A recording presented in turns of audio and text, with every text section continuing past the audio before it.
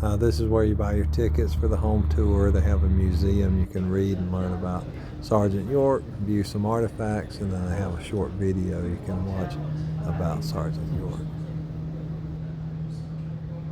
All right, Jesse, we finally made it. Pall, Tennessee. Pall, Tennessee. This is the home of Sergeant Alvin C. York, World War I veteran and war hero.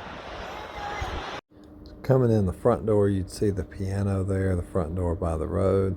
Panning over here to the side entrance, this is their main living area, and then by the arrow there, that's the small room, that's their bedroom. And very little privacy. They'd pull a curtain for privacy, but that's where Sergeant York and his wife slept. Not the original stove, but that is the kitchen area. They were very hospitable people. They had family members living with them upstairs, and so the main bedrooms were reserved for guests and family. Dining area, very hospitable, always having dinner parties, people over, feeding people. And then there's the front entrance there. Are those soldiers down? Mm-hmm. It was trenches like this that Alvin York, he was stormed by German soldiers, come out of the trenches and rushed him. And that's where he pulled out his pistol. He had to pull out his pistol and shoot down those German soldiers that were trying to get him.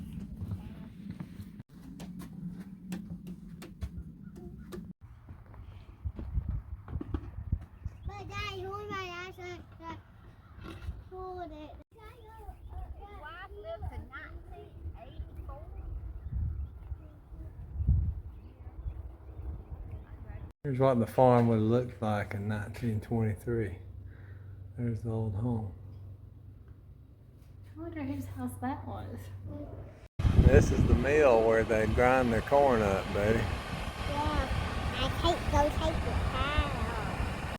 The Wolf River Grist Mill. This grist mill sits across the road from Sergeant York's home, and they built this grist mill. Sergeant York grew a lot of corn. You know, he had hogs. He raised a lot of hogs. He'd, of course, bring his corn here to be processed. And other people of the area would bring their grain and such here to be processed as well.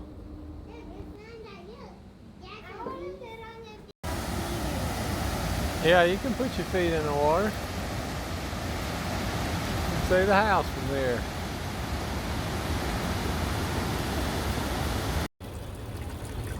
Bet Mr. York himself drank that water.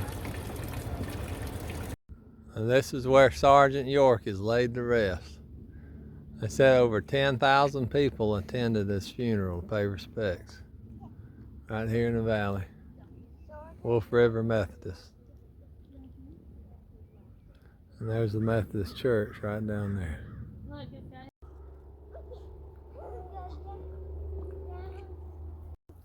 It was at this Methodist church in the early 1900s. This is where Sergeant York came to a revival meeting, y'all.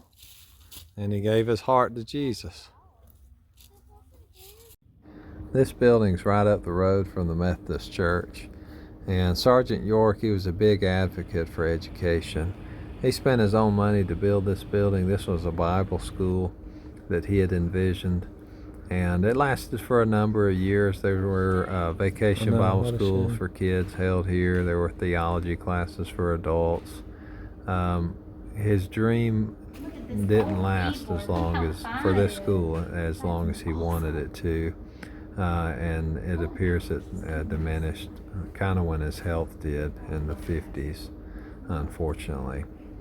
I know there's some grants underway for this building. I think they're trying to develop it as like a community center or something like that, which would be kind of neat. I hope they can get that going. I'll just leave you with a few parting words here. Alvin York and his wife were devout Christians. They were followers of Jesus Christ, and they placed Bible verses, their favorite Bible verses were placed on their tombstone. So Alvin York, his was Proverbs 14:34. Righteousness exalts a nation, but sin is a reproach to any people. And his wife was Matthew 24:44. Therefore be ye also ready, for in such an hour as ye think not, the Son of Man comes. So I thought those were pretty cool verses and really speaks volumes to their character. Hope you enjoyed the video.